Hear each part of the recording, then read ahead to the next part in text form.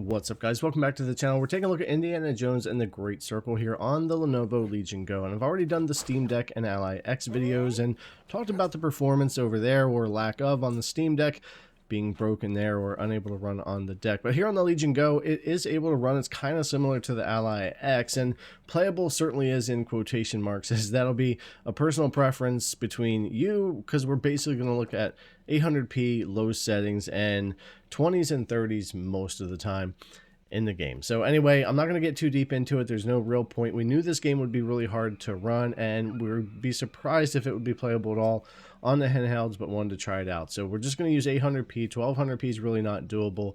Low settings, medium was a real issue in a lot of areas, so I had to stay away from that. Static upscaling at 70% here is what I'm going to be using. I suggest between 60 and 80% there, and this will kind of get you started. I'm also at 6 gigabytes of VRAM.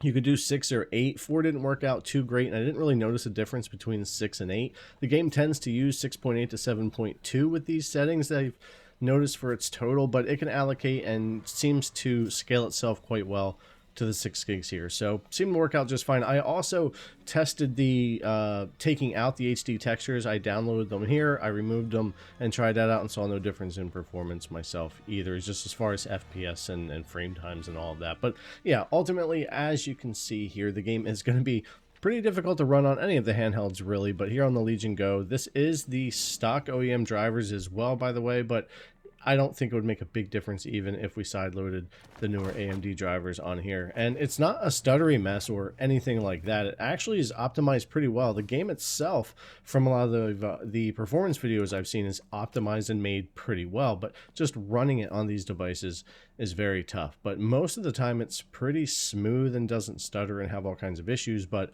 it's going to bounce around with a lot of lower frame rates and having to run things on pretty much the lowest graphic settings and the 800p. So for a lot of people, that's just not going to be the way they want to experience the game. Yes, it is kind of playable, but it's going to be up to you. I'm really playing this on my Series X and over on my PC, and I'm using cloud streaming, which we'll talk about a little bit more as well. So for all the handhelds, I've really been recommending remote play or cloud streaming to play this game. It looks better. It feels just fine.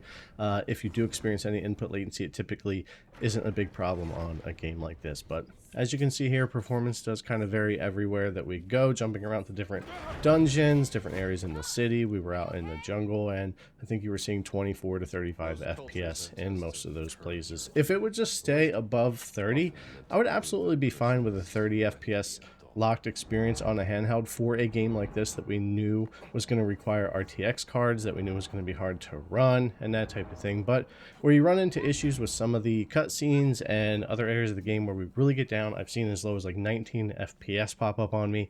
That does get pretty bad and pretty rough, but who knows?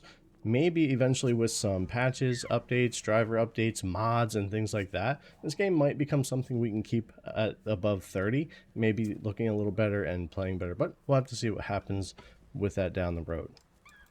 But anyways, we were talking about cloud gaming. I've played this on GeForce Now a good bit, and it looks fantastic over there. I've been running pretty much 120 frames per second maxed out, not with ray tracing on yet. That's a day one patch that hasn't landed yet, but on ultra settings there, and you know, 800p, 1200p, 1600p, aspect ratio of 16:9 or 16:10, whatever you want to get into here on the RTX 4080 here for my GeForce Now streaming in the cloud. This game looks and plays fantastic on the Legion Go and on the Steam Deck and the Ally X. For me, GeForce Now has been the way to go. Now, this will hit Xbox Cloud Gaming as well when this releases, the actual full release, and we'll check that out.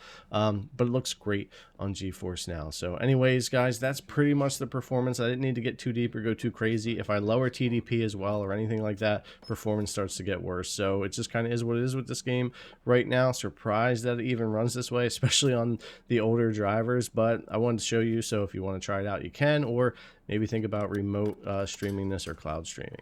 All right, guys, thanks a lot for coming to check out the video. As always, I really appreciate it, and I'll see you in the next one.